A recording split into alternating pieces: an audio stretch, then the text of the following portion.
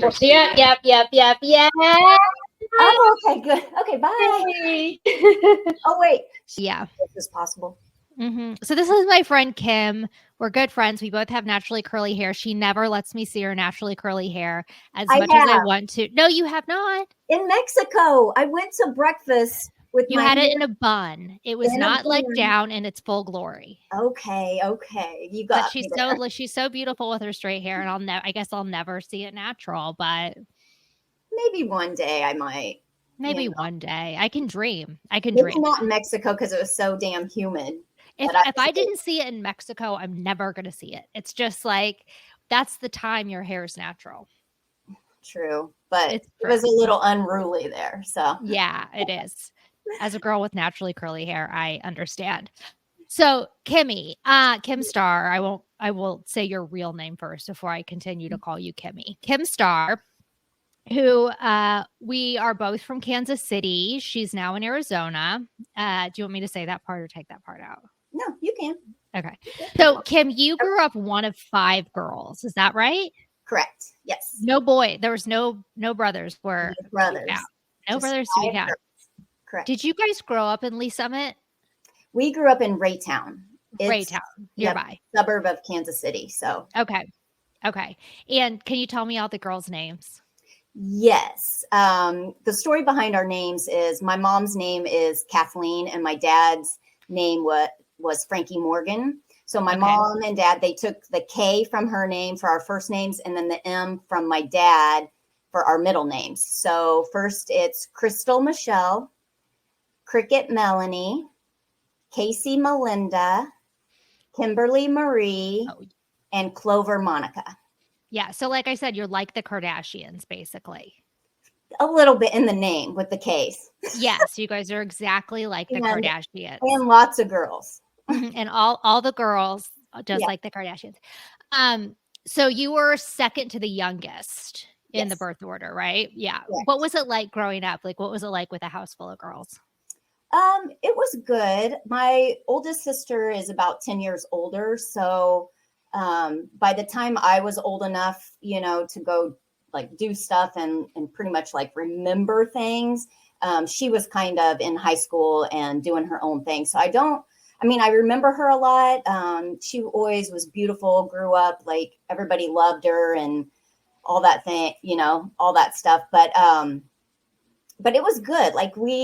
Like most people, when they say, oh my God, 5 girls, they're thinking like cat fights and all that stuff. Mm-hmm. Drama. We didn't have it. No drama. Oh.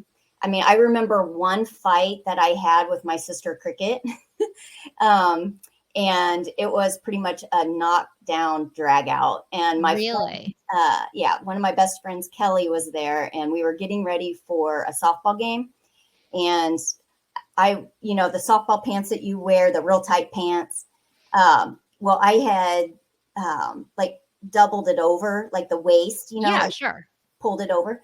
And so she told me I looked ridiculous or whatever. Mm-hmm. And I was like, bitch. No. So I was like, you better take it back or whatever. I said, I don't think I said take it back, but whatever. And so anyway, we were fighting. Like I tackled her and we fought. But other than that, I don't remember like really fighting. We would have, so me and my sister Cricket, the one that I just told you about, we were so close, like growing up. What was your age difference? Cricket. What in the world? Did you just see that? What are those balloons? I have no idea. I don't know what the hell that was. Oh my God, that is like freaking me out because I'm leaving that in there. I do not know why the balloons just went out. But you know how like when people pass away, you do balloon launches? Yes. Well, we did that like with my sisters, like with Cricket. We haven't even gotten to that part of the story yet. I know. That's weird though. Okay, that has never happened. I know, I just got goosebumps. Honestly. I'm really confused and wow. Ow. Okay. Like I have goosebumps right now. That's crazy. Wow. Okay. So, I didn't even know that there's any kind of setting for balloons on here. So, I don't know. That's okay, we'll odd. come back to the balloons later. Okay. Cricket is how much older than you? Okay, so Cricket is 3.5 years older than me. Casey was 2.5 years older than me. And So Clover's younger. and Clover's 3 years younger than me.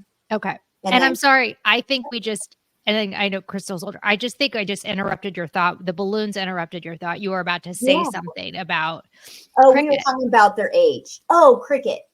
So Cricket and I grew up like we were inseparable. Like when I was born, like I always remember her holding my hand. She loved my hands and stuff.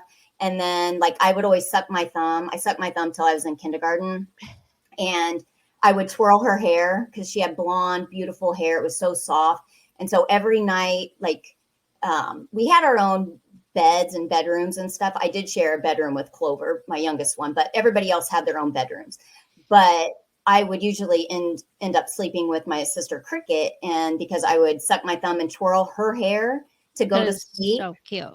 I know. And so we would, I'd always, do that. Even like just sitting next to her, I would, even if I wasn't sucking my thumb, because I twirl my hair all the time, but I would twirl her hair anywhere we were at. I mean, we could be sitting on the couch and I would just be right there with her. So her and I were pretty much like inseparable, even when she was in high school. Like she was a freshman and she started having serious boyfriends like in 8th grade.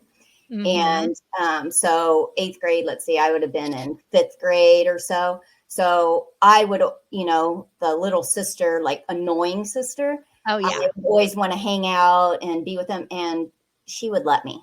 Like, she was like, oh, yeah, like they were going to go to McDonald's or something. I'm like, can I go? And she's like, of course, come on.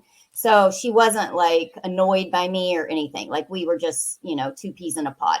So anyway, so what we were talking about is like, did we fight and stuff like that? We would have these like makeup fights, like make believe fights a long, long time ago when we were really young. So Christy would be Casey's manager. Christy's the oldest one, and then Casey's Like the WWF, like you guys were like having yes. WWF Yes, fights. Okay. we would go into the living room, which was in the front of the house, like a smaller room where you really weren't allowed to go, like sit on the furniture and stuff. That was where the nice furniture was. But we would go in there, like Cricket would be my manager, Christy would be her manager, and then we would do these like fake fight kind of things. So other than that, we didn't really, or at least I didn't. I don't know if I think Christy and Cricket fought a lot about clothes. Cricket actually ended up putting a lock on her bed or her bedroom closet, so people, Christy and Casey, I guess, wouldn't go in and steal her clothes. It's very Brady Bunch. It's like a very Brady Bunch episode. Mm-hmm, yeah. Yeah. So after home life, you guys, obviously broke off. There was colleges, there was marriages. At what point did breast cancer come into your life? I just had no, let me think. Yeah, I had just given birth to Taylor, my oldest daughter. Mm-hmm. And my sister Cricket, she was number 2. She was 30 and she found a lump in her breast. I remember she came over and we went on a walk and she's like, I feel, like this lump. And I'm like, you better go get it checked out, because in college, I actually had a lump in one of my breasts and I had a needle core biopsy and all that stuff. And it turned out it was like a fluke thing. It's called sclerosing adenosis, which is a buildup of cells that create a tiny little benign tumor. Well, anyway, so when she said she had a lump, I was like, you probably have the same thing I had a few years ago, but you better go get it checked out. So anyway, long story short, she went to the doctor. They were like, oh, it's probably nothing, whatever. Biopsy, came back stage 2 breast cancer. And so this had to have been 20 years ago? Yeah, this was 2001. Yeah. Okay. So that was the first experience. And how did that progress? So after she was diagnosed, then they, of course, had surgery to remove the lump. She had a lumpectomy. And when they went in there, they also removed several lymph nodes to see if it had spread. And out of, I believe they took 12 to 15 lymph nodes. Out of those 15-ish lymph nodes, 3 of them had signs of cancer in them, which means it had started to spread, which can, lead to, going to different organs and all that stuff. Right. So, which is called metastatic breast cancer. So anyway, but at this point, it was just in her, a few lymph nodes and very small amount. So she did chemo, had the lumpectomy, did chemo, and then after her chemo treatments were done, she was good. Like the cancer was gone. Like it wasn't detected. Granted, this was 20 years ago. They didn't have the tests and stuff like they have now. Mm-hmm. So then about maybe 9 months, a year later, I can't remember exactly how long, she started having this real bad cough, like a cold. And it was like in the fall or winter. I think it was December or so. So she just went to the regular doctor thinking she had like a bad cold, needing, medicine or whatever. So anyway, that was like winter of 2023 or 2003. Sorry. So winter of 2003, she had cold symptoms, went to the doctor. They gave her like Z-Packs, all stuff. Nothing was clearing it up. Well, then in, I think, February, they were like, well, let's go ahead and get an x-ray because none of these medicines are clearing it up.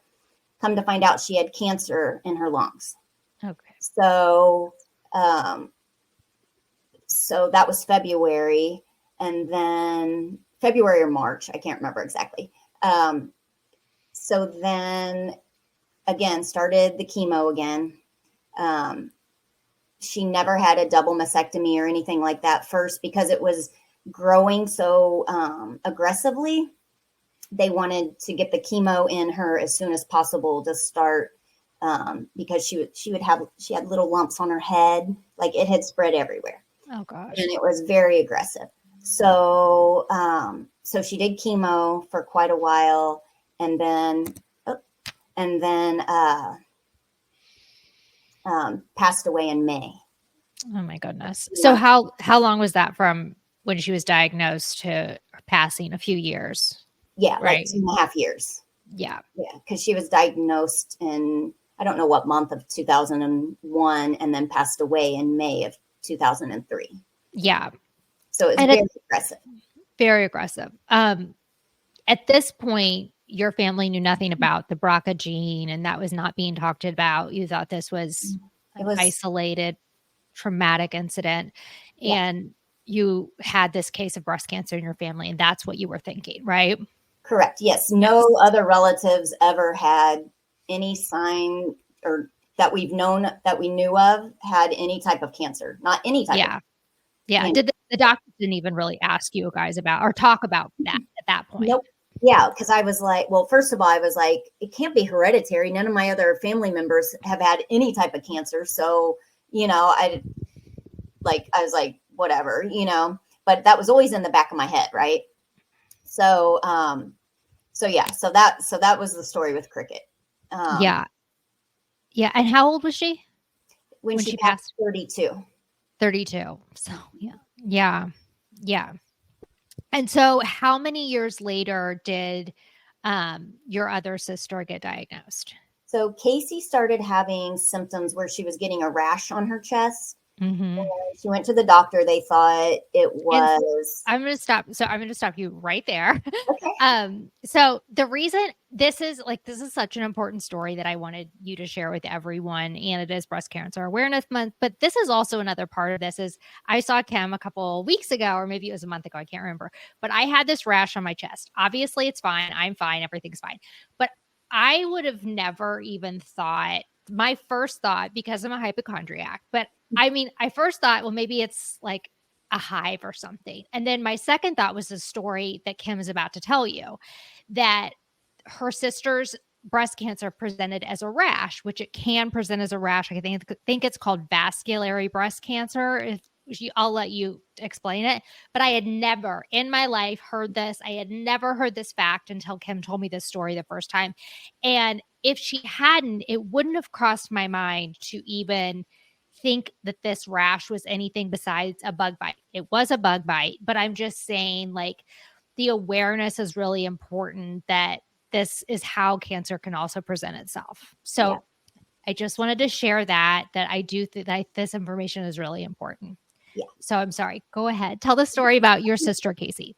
So Casey had a rash on her chest and went to the doctors. They just thought she had some type of infection. So they were treating it with topical creams, and then it wasn't going away. And this was like the fall, I believe, of 2008 is when I remember her first telling me, like, I have this rash, it's not going away, la, la, la. So come to find out, in the end of 2008, they ended up taking a biopsy of it because nothing was clearing up. Come to find out, hers was actually called inflammatory breast cancer. That's the word. I don't know why I said vascular. That's the word. Okay. And so, yeah. So, but it was just a rash, like kind of eating her flesh away. She didn't have any big tumors that I recall, that I remember her telling me about. So anyway, when she got diagnosed at stage 3, because again, knowing now that it's hereditary breast cancer is so aggressive. It attacks your body so quickly that by the time they figured out that it was breast cancer, which was only a matter of a few months that she had that rash on her, it had already spread so rapidly that she was at stage 3. Yeah, that's scary. And the other thing, I had Googled inflammatory breast cancer, and the thing about that too is it sounds like your sister's, Casey's, rash was like followed up on pretty fast, but a lot of times people ignore it for so long because no one equates rash with anything serious. It's like, I'm using the wrong detergent, and I would absolutely would. And you do that for so long that most inflammatory breast cancer is in a later stage. Yeah. Yeah.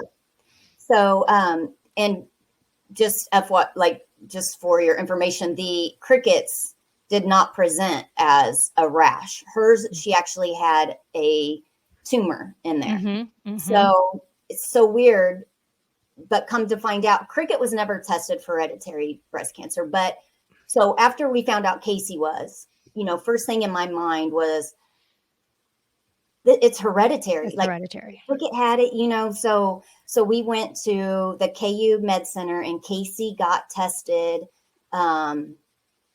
and came back that she had the BRCA1 gene, a certain mutation, and it was HER2 negative. So, which they said that part of it was good, but of course the hereditary is not good, just because usually hereditary means very aggressive. So that was she got tested in January of 2009, and we found out that it was hereditary. So that was January, we found out. She had a double mastectomy. It was awful, because her skin was bad. So they she didn't get implants right away. They just sewed up her skin. So it was and they had to take all of the skin on her chest because it was all had cancer on it. So it was very traumatic for her. I remember the first time she took a shower, when she took the bandages off, she wasn't prepared for that. And, oh no. So anyway, she, it was tough for her mentally, physically. Yeah. So she did chemo She did radiation on her brain because she had ended up having tumors in her brain. Did all that and ended up passing in December of 2009. And so how long was that from her diagnosis? About a year. Yeah. Yeah.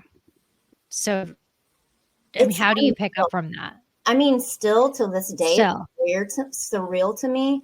I think I kind of dealt with it like, kind of like, they're out of town or something Mm-hmm. for years. And I'm like, oh, I'll talk to them one day, which I will probably, Yeah. So, but my mom, after cricket first, because we were blindsided, we had no idea that it was even an option that she would pass away, not even a possibility. Right. A million years would, she be gone. So my mom had a really hard time with it. We all had a really hard time with it, of course, but my mom, it hit her really hard. And then, when Casey got diagnosed, of course, we didn't think she would pass away either, but in the back of our minds, at least You were were more prepared. a little more prepared. Yeah. Yeah. Not that it would be that quick though, but a little more prepared.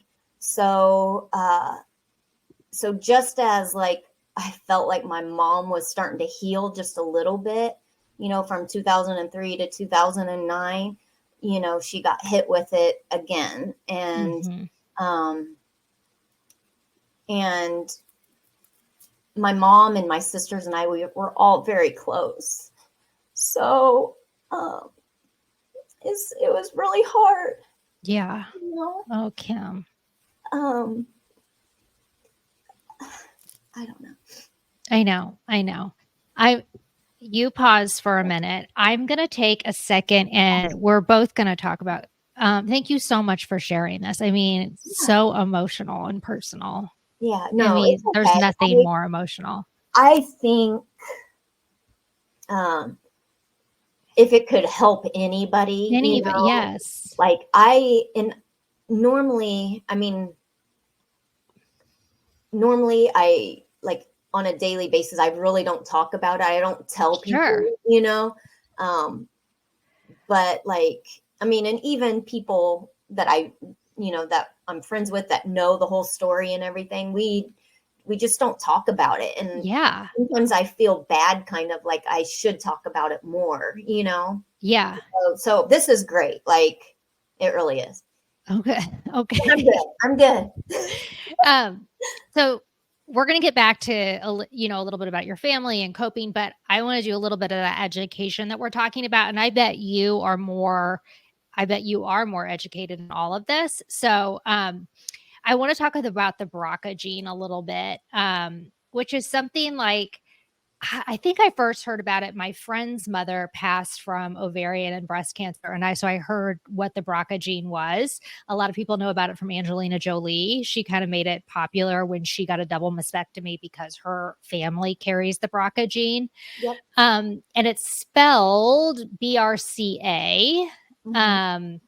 And it actually just stands for breast cancer gene. I was thinking it was going to stand for something like that I couldn't pronounce at all, but I think it just stands for breast cancer gene. Kim, am I tracking so far? I think so. I mean, I'm not an expert by any means, but I think the BR just stands for breast and the CA for cancer. Yeah, I was like, it's going to stand for like blucococcal, whatever. And I'm like, okay, it doesn't. Exactly. Yeah. This is all coming from the CDC. It's estimated 1 out of every 400 people has a mutated BRCA gene, which I don't know if that sounds high to you. It's not. They say it's rather rare. About 3% of breast cancers, which is about 7,500 women per year, and about 10% of ovarian cancers, about 2,000 women per year, are from the mutated genes. There's the BRCA1 and the BRCA2, as Kim mentioned already. I don't think I even know the difference of that. I'm sorry, you guys. So you can have breast cancer without having the inherited gene, but as Kim mentioned, inherited usually means it progresses much faster. And about 5 to 10% of about 5 to 10% of breast cancer is hereditary. So your BRCA gene can come from your mother's or your father's side. Kim's came from her mother's side, which we're going to get into in a minute. So men can have breast cancer. They can be the carriers of the BRCA gene. They can actually have breast cancer. And I think BRCA gene also causes prostate cancer. Is that correct? Do you know that? Well, I'm not sure if it causes it, but it's all related because Okay. it's your reproductive organs. So, I don't know. Do you want to get into my dad real quick, or are you? Yeah, wait, hang on. Let's see if I have any more on the BRCA gene.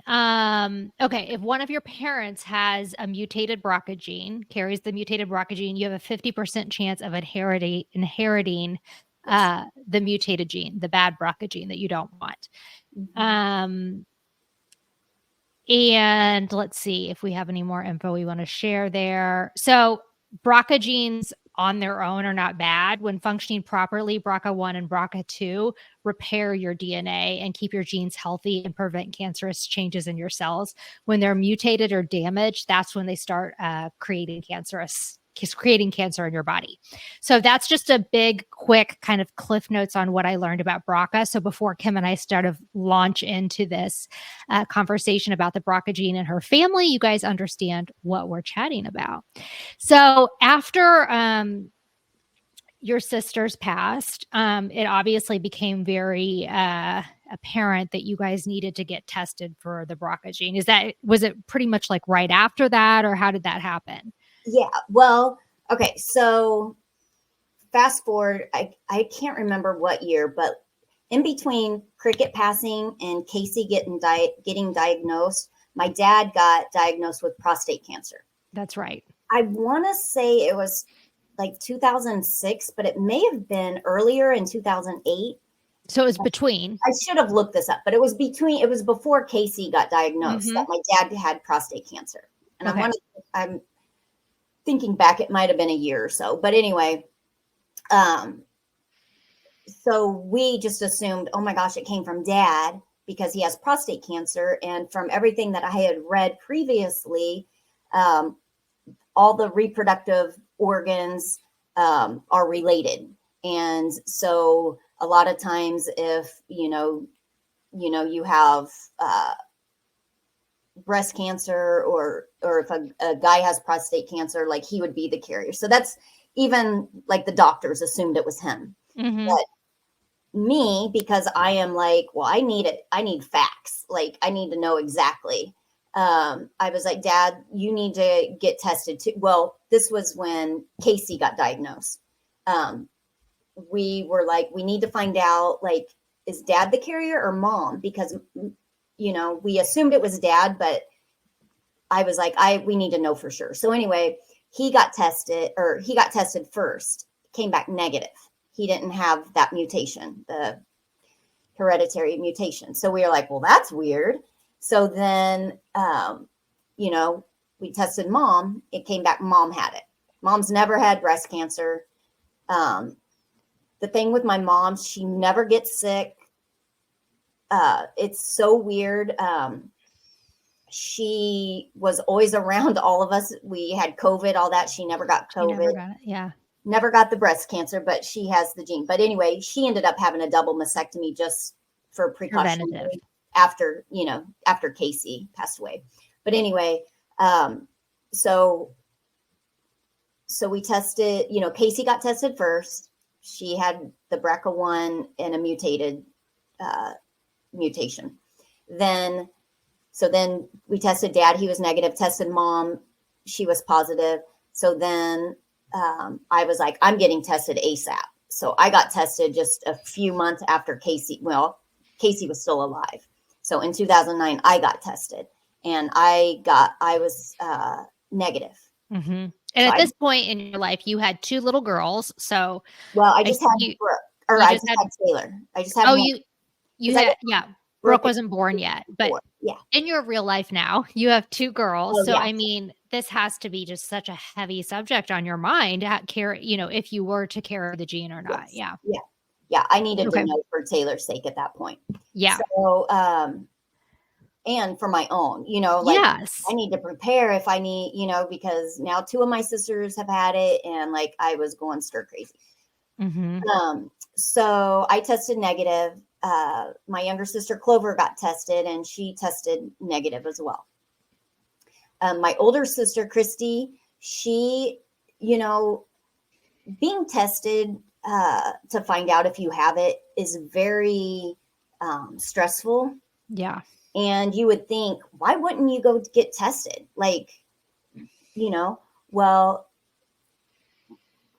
my oldest sister, Christy, saw what Cricket and Casey both had, had been through and what Casey was going through.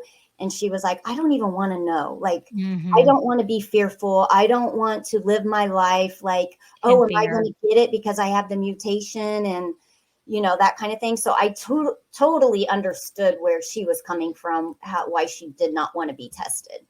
Um, I I, think it's easy to say, like, why wouldn't you just go get this yeah, information until it's put in your face and you're yeah, placed in the situation that your family was placed in, yeah. you know? And I tell you what, after I got tested, back then you didn't get your results for like 2 weeks. I was a freaking basket case. I went Terrified. forth. I was like, oh my God, I'm going to call him and tell him I don't want my results. Yeah, yeah. I would change my mind. Like, what am I going to do once I find out if I have it? Like, I was convinced I had it, Oh, sure. so, and then I have 2 cousins that are on my mom's side, my mom's brother's girls. Okay. They both got tested. One tested positive, one tested negative. So Mhm. Tracy, the one that tested positive, she ended up having a double mastectomy. She never has had cancer, um, uh, but she went ahead and had the double mastectomy. Mhm. And then her mom, which is not related, her dad was my mom's brother, but her mom actually had ovarian cancer too. So she actually had a Right. hysterectomy as well. So after she was done Wow. having her babies. So, so anyway, yeah. So it affects not only your immediate like family, like your siblings, Yeah. all that. You have to go back and your cousins and all Yeah, that. because your mom inherited it from somewhere, and Exactly. yes, And so it we spread. still Yeah. don't know if it was my grandma or grandpa because none of them were ever diagnosed. And Right. my So, through all of this, how do you think, I mean, this is such a hard question, but how do you think your family changed? Like, how did you see your mom change? Or I know you lost your dad too. I mean, you've had so much loss. You and your sister are really close. You and Clover are really close. Mhm. Um, and you yourself are like the sweetest person I've ever met in my whole life. Like, you're literally the nicest, sweetest soul. So it hasn't hardened you at all. I mean, you didn't turn bitter or resentful. You just seem to live your life like with love. And do you see any changes in yourself or in your family? Yeah, well, for me personally, I have a hard time getting really close with people. Hmm. Like, because Cricket and Casey, we were like the Three Musketeers. Yeah. Um, even like right after college, even when I moved back to Kansas City after college, I like we would spend every New Year's together. Every Friday night, my sister Cricket would have my mom and dad over, Casey and her husband and her boys, and then me and my husband and Taylor at that time.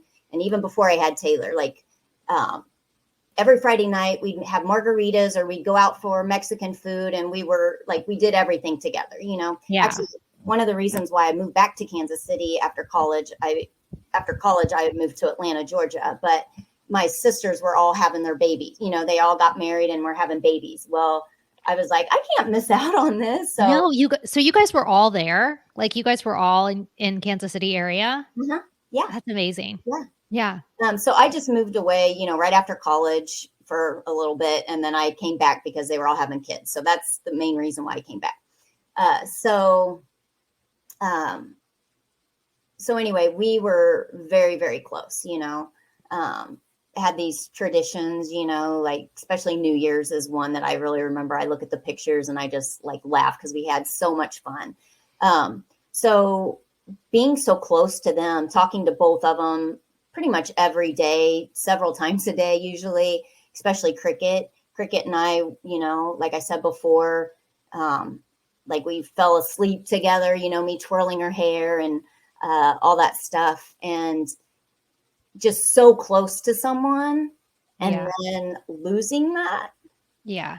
It's hard to get that close to someone because you're afraid, they may, they may not be there. And so sometimes for me, it's easier to, like, I have lots of friends, I love to go out, do things with friends, but once I do notice, and especially recently, the last few years, even with my sister Clover, like you get so close and it scares you because I'm like, am I going to lose this person? Yeah. And it's a really strange feeling, it's not even like with my friendships with women, like I feel like they're going to get in a car accident. It's not like that. It's just, and it's not like I even knew that I was doing it. I actually just figured this out, and I went through counseling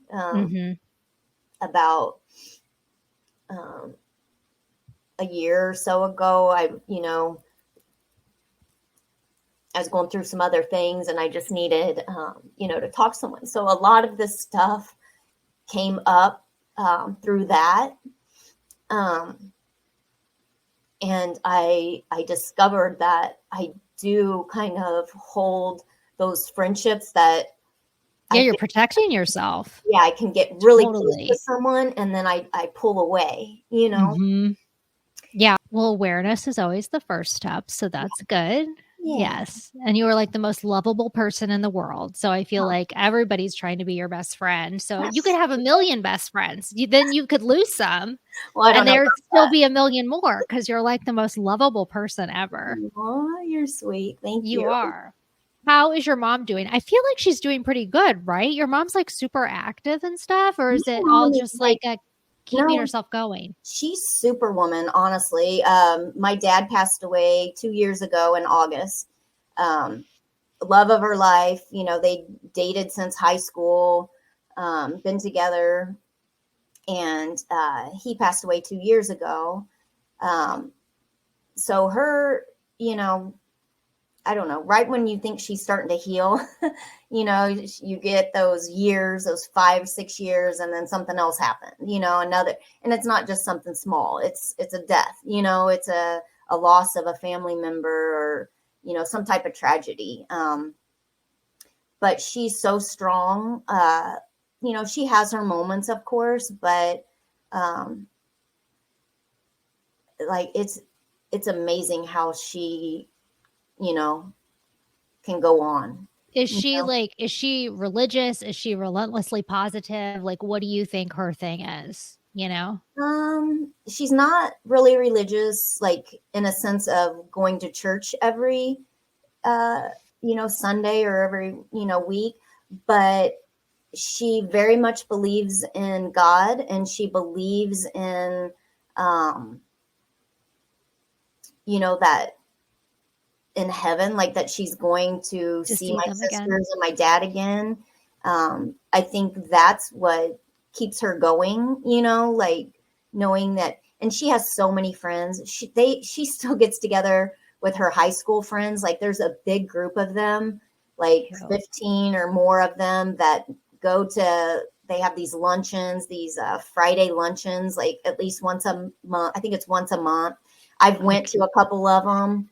And they're so cute. My mom has like this little sign-in book where everybody signs their name, and they've been doing this for years. Oh, how cute. So, And so when I go, to the I bet run, they're so happy that you're there. I bet they oh love it. yeah, they love Love it. it. Love it when, Yeah, that's how my mom's friends are. It's like when I show up, it's like someone famous came. yeah, Not because I have a podcast or anything stupid like that. I'm just saying, like, when one of the kids shows up, it's like everyone is so excited. oh yeah, yeah, If, like, they're so excited, I'm sure, to yeah. see you. And most of these ladies I've known since I was little, Oh, like yeah, yeah. friends. I mean, they've lost touch over the years a little bit, but they've always all kept in touch. And now that they have Facebook, you know, Mom's friends. The most comments I get are from my mom's friends yeah, on my social media. I'm gonna be honest. of Like, course. I Yeah, need that.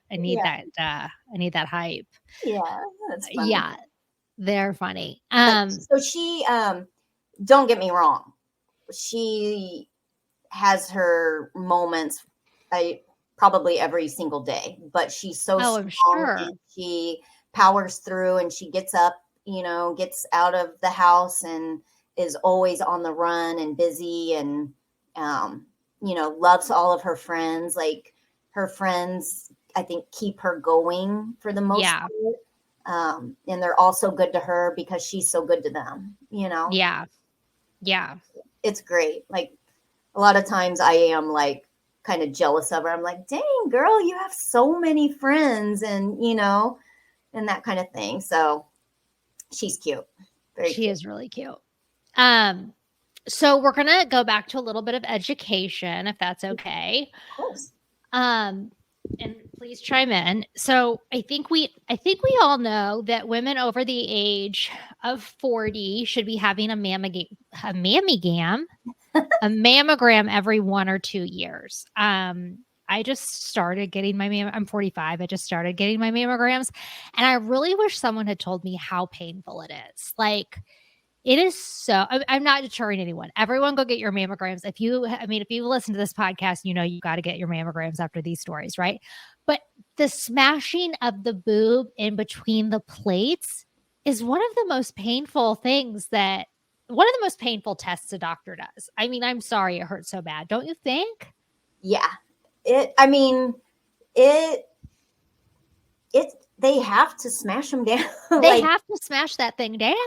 and it is a smashing, But, like, no one told me, and I left, and I was like, "Why didn't anyone tell me about how intensely they were gonna pancake my boob between those yeah. things? Because Well, see, ouch." people did tell me, like, they were Oh. like, oh my God, it's excruciating pain. So I went in Mhm. thinking it was the worst, like childbirth or even worse, kidney stone, like, because I have Yeah. had a kidney stone before. So, Oh, like, okay. I did think that it wasn't as bad as I was anticipating, but because someone told me how I bad it kinda did that to my friend. I scared her so bad that she was like, "It was not that was. bad." That big a deal. I would just rather have a pap smear. I mean, I would way Oh, rather yeah. have a pap smear. Yeah, That's nothing. definitely. Yeah. Okay, so if you're over 40, get the mammogram. Um, Unless you have risk factors like Kim has been describing, then obviously they're going to give you some other kinds of things. The risk factors are obviously family history. Then here are some risk factors that just kind of surprised me. Early menstruation before the age of 12, late menopause after the age of 55. These things put you at risk. Having your first child at an older age or never having given birth can increase your risk of breast cancer. So those all surprised me. If you remember in Sex and the City season, I don't know, Samantha, Kim Cattrall, got breast cancer and she was really mad because they had suggested, well, maybe it's because you never had kids. And it like really pissed her off, Yeah. which does kind of piss me off as someone who's never had kids. Like, why? Why is that? Mhm.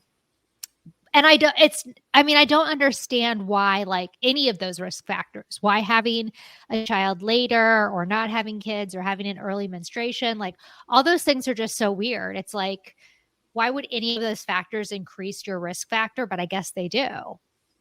Yeah. I'm not educated on that. I have no idea. I mean, No. I would just assume because, um, like menstruating early, like something's going on in your body, like a little bit different, or, you know, um, waiting to have a child, like, most, or, I think how it used to be, people had babies, late teens, early 20s. Right.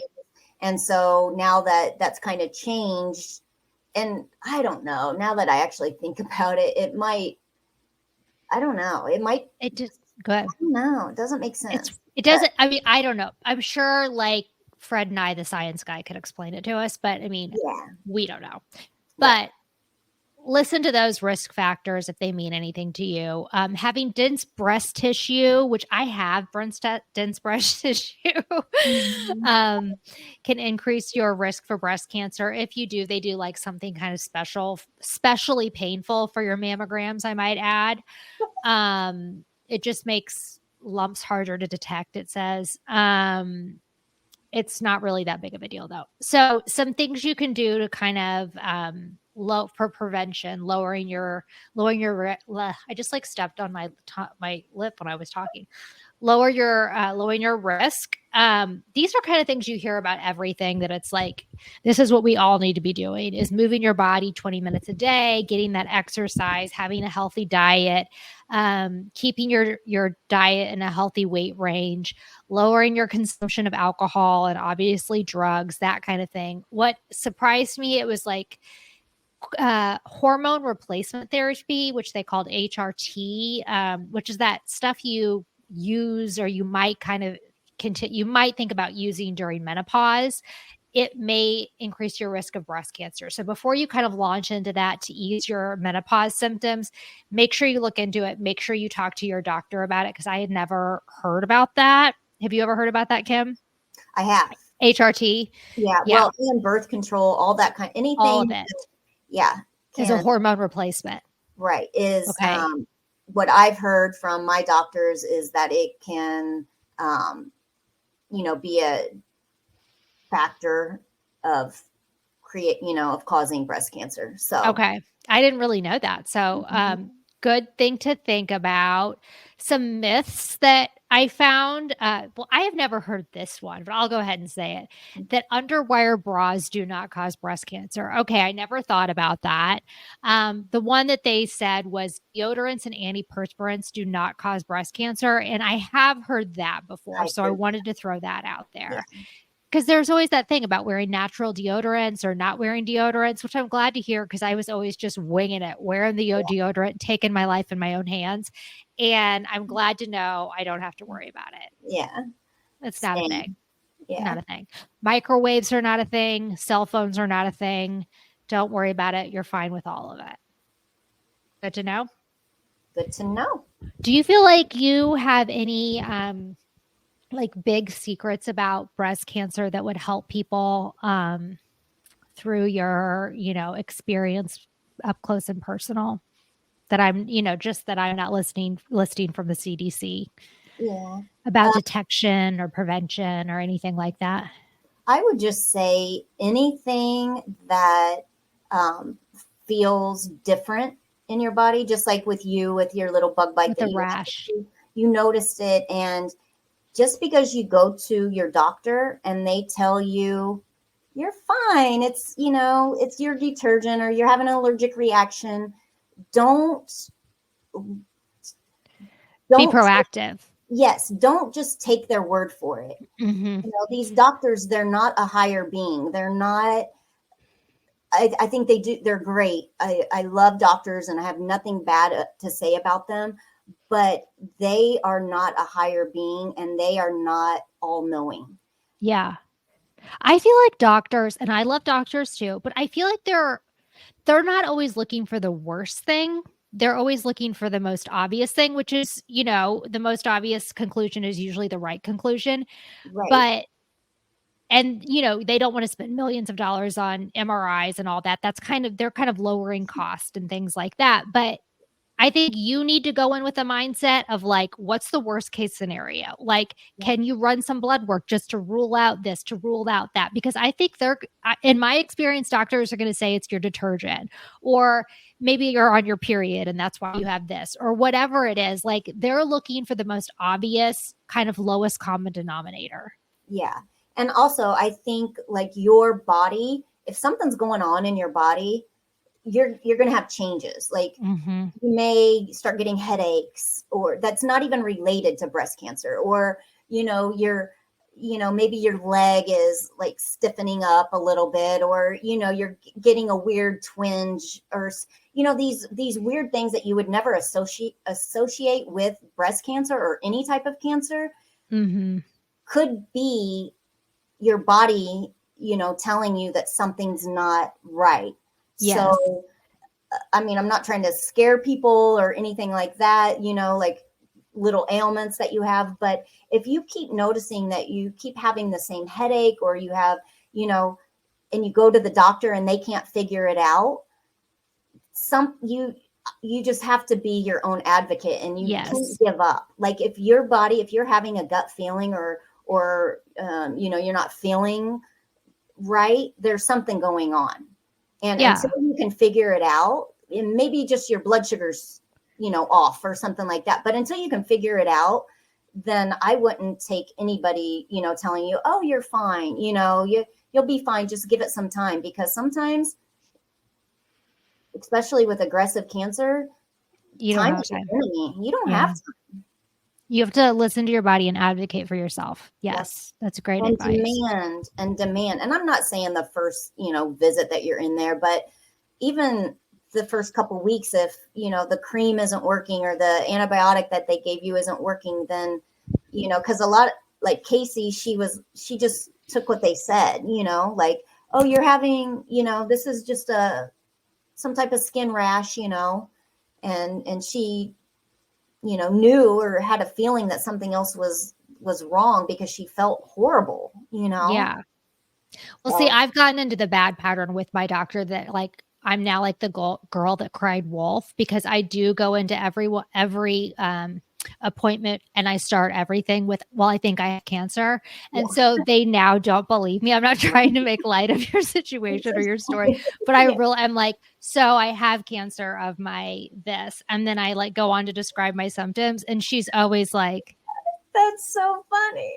And she's like, okay, well, I don't think you do. I think we're going to do some blood work and see how your hormones are. And I'm like, okay, but I told you what I think is wrong and you're not listening. And then she thinks, she doesn't take me seriously, which she shouldn't. And it's my own fault. I've worked myself into this situation. Well, So find a happy medium. Don't do what I'm saying, and don't go all the way over here, because you've got to be a reasonable, be a believable person. Yeah, just keep your your ailments and your body in check. Like know your body, and if you start having symptoms, then figure it out. And if you can't figure it out, keep going back or go to a different doctor until you can. Do you feel like I think I asked you this when I was showing you my rash. Do you feel like you're a hypochondriac because of what's happened in your family, or do you feel like you're in check? I was right after Cricket passed away. Because earlier I told you that I had that lump in college that they did a needle core biopsy. Well, I got freaked out after Cricket passed away. So in 2003, I actually went to her breast surgeon that did her lumpectomy. And I said, I've had this biopsied and it's sclerosing adenosis, but it's cancer. I know it is. I know I have breast cancer. Oh, yeah. And immediately I was in surgery that week, and she took it out of me, and it was benign. It was the sclerosing adenosis, but she did say when she got in there, she thought for sure it was cancer. Oh gosh. I feel like she should not have told you that. Like that is a scary thing to say. Well, it was, but her thing was, she was like, and this was right after Cricket had passed away, and she was like, your sister, she's looking out for you, because I tell you what, it had every characteristic, like physical looks of it. Like she said, it was blue, and she was like, I thought for sure it was breast cancer, but we sent it to pathology, and it comes back the exact same diagnosis as what your needle core biopsy showed. Oh, good. So yeah. I mean, and I just feel like I'd be such a hypochondriac. It's amazing. Yeah. And I did want to say, and I don't know how true this is or not, but like, because I tested negative, all the doctors that I had talked to had said that I'm at normal risk for getting breast cancer. Yeah. They don't sometimes I buy it, sometimes I don't. One doctor I talked to I said think it is. because I did not, like, my body did not get that mutation from my mom, that my chances of getting breast cancer could be lower than a normal person, which a normal person, I can't remember what it is, but whatever percentage it was. So he was saying that my percentage, what he thought, because I, at conception or whatever, my body kind of fought it off or something. Yes, I don't know. That's how Yeah. he didn't explain it like that, but that's what I got from it. But still, I don't mess around. Like, I still consider myself high risk. Like, I get the MRIs, every 3 years. And of course, I get my breast, the mammogram every year. So I don't mess around. But I mean, different doctors tell you different things. That's what I'm saying. You can't trust doctors because there's nothing set in cement, I mean, of course, I wouldn't mess around either. I'm the biggest hypochondriac. But if you think about it, it's like you either got the mutation or you didn't. You didn't get it. You are well. Like you're in the same boat as I am, who I did not get a mutation from my parents. So like you either got it or you didn't.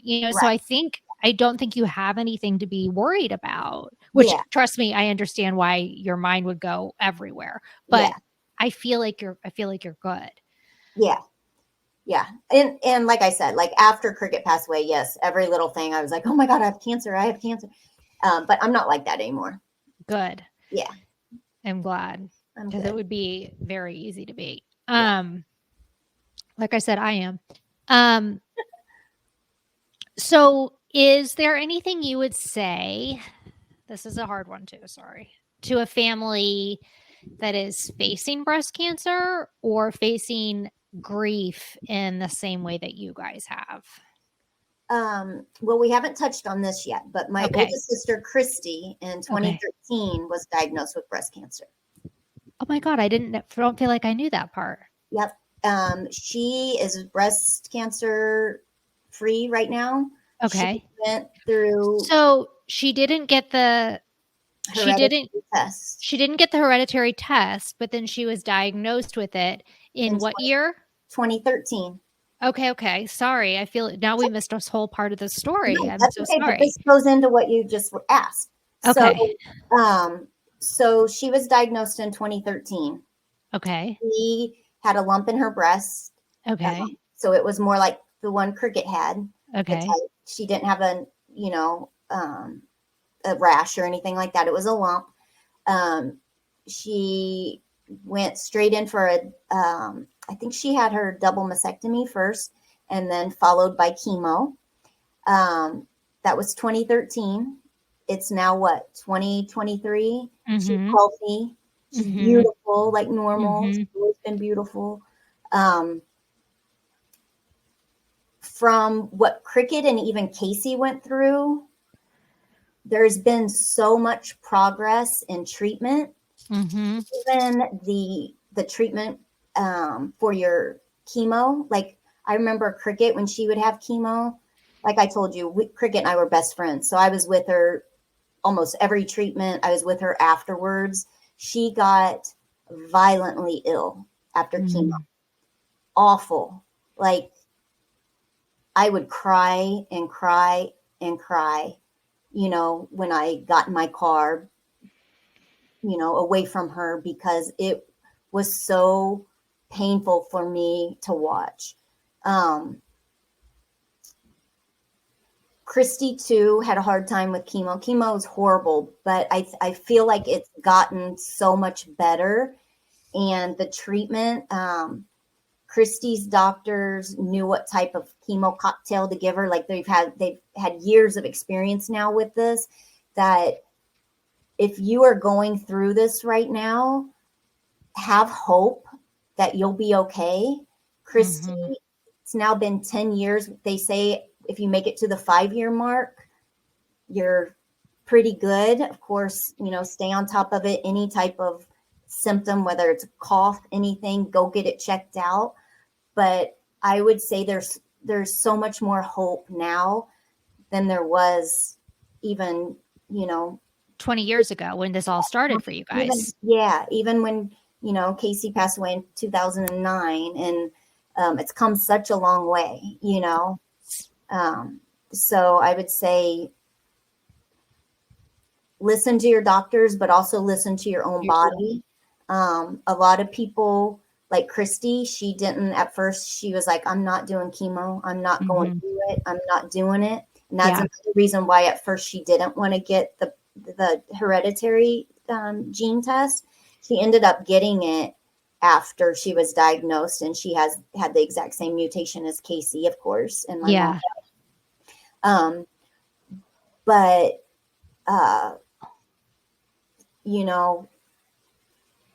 I just feel like the treatment has come so far. Yeah.